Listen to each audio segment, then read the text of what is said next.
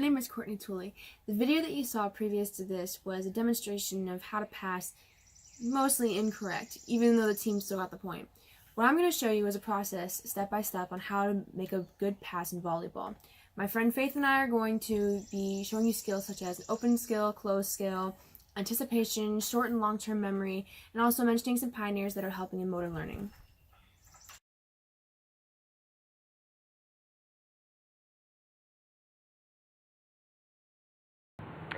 First, we're going to learn about an open skill. Now, an open skill is when the environment is constantly changing, so movements have to be continually adapted.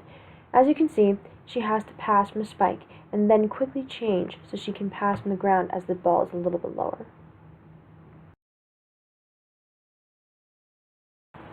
The opposite of that would be a closed skill, which takes place in a stable, predictable environment, and the performer knows exactly what to do and when. Here you can see me toss her the ball so she knows exactly where to put it in order to get it right back to me. A pioneer who helps greatly explain the sport of volleyball is Nikolai Bernstein, who was born on November 5, 1896 and died January 16, 1966. And he was a Soviet neurophysiologist. His first scientific work was in 1922 in the manual labor camps in Moscow Central. There he focused on cutting metal with a chisel and used oscillographic techniques to track human movement, a technique he would continue using for many of his experiments. He also started a series of experiments that examined human walking.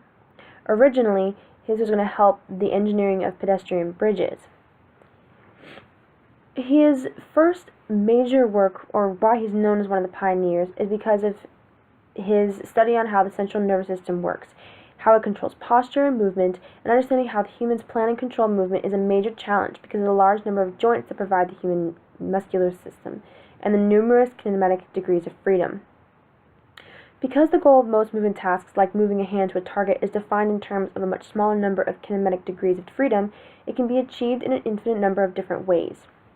Furthermore, the number of muscles acting across a joint generally exceeds the number of kinematic degrees of freedom of that joint. As a result, a given movement can be realized with an infinite number of muscle activation patterns. As you can see in volleyball, you have to be able to control your mind and your body, and your body has to know where it's going to move and when, in precise, specific movements. This is why Nikolai Bernstein is super important when it comes to volleyball, because unlike any other sport, it's not just a bunch of different movements. It's specific movements for a specific skill that has to be all done at the same time in succession, and your brain has to be able to tell their muscles what you're doing, whether it's squatting and passing, or whether you're jumping and hitting all at the same time. They're specific movements.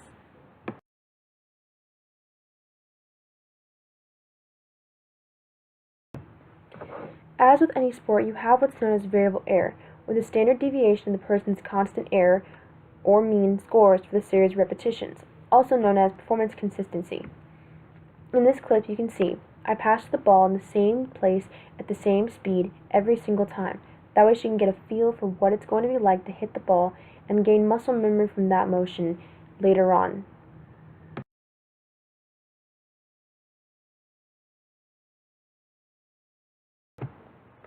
Anticipation is defined in two ways: temporal anticipation, which is when an event will happen, and event and spatial anticipation, which is what will happen in that environment.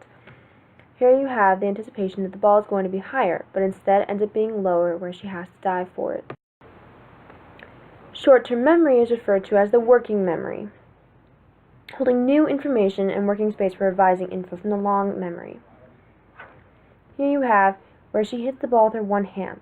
That is incorrect, and therefore she knows that she has to teach the class exactly what to do, so she goes back, not realizing that she needs to bump, not set. Long-term memory is anything past 60 seconds. It holds many different types of information. Here, in this next clip, we have the long-term memory of what happened in the last clip, her hitting with the one hand, and then teaching people how to actually move towards the ball in order to gain a great pass back to me.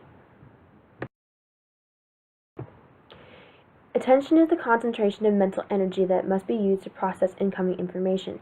Performance is the observable production of voluntary action or motor skill. Sometimes this is susceptible to fluctuations in temporary factors such as motivation, arousal, fatigue, and physical condition.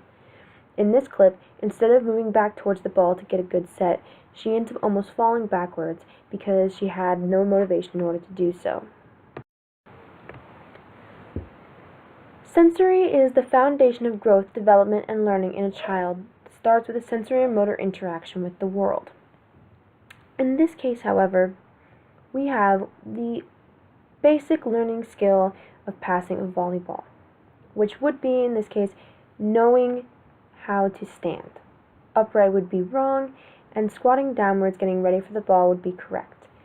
Here is a picture of a real volleyball player, waiting for the ball, anticipating the pass. Motor equivalence states that there are multiple ways for humans to perform a movement in order to achieve the same goal. Whereas we were passing before, in this clip you see that she is setting in order to get the ball back to me.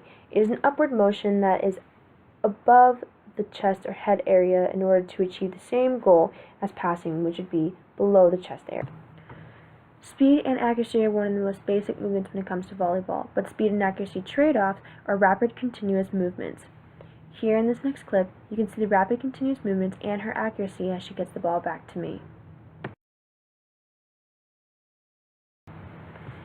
Coordination is a pattern of the head, body, and/or limb motions relative to the patterning environmental objects of events. Volleyball is one of those that needs double coordination because there is so much going on at the same time that you don't know exactly what to do and where. The law of practice is the logarithm of the reaction time for a particular task decreases linearly with the logarithm of the number of practice trials taken. It is an example of the learning curve effect in performance. It is how you're going to get a winning game.